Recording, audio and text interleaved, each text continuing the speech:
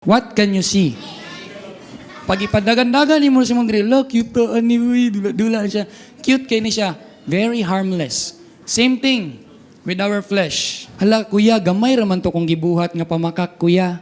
Gamay raman to nasala. Gamay raman daw kung gikawat. Sa tuang flesh, ginabutang na to nga, gamay raman to. And then madugay na, wala nakaka-notice na. Mahimuna na siya ning ani.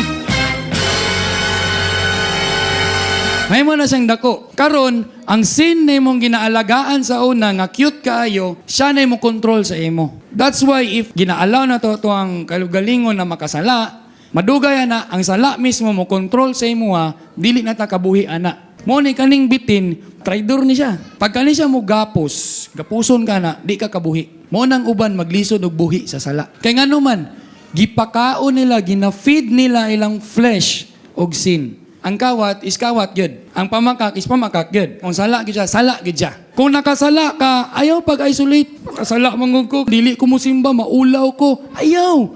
In fact, moato kag simbahan para mo simba ug mangayog pasaylo sa Ginoo. Maski pag wala pa ka nabot og simbahan, pangayog pasaylo sa Ginoo. Renew your hearts.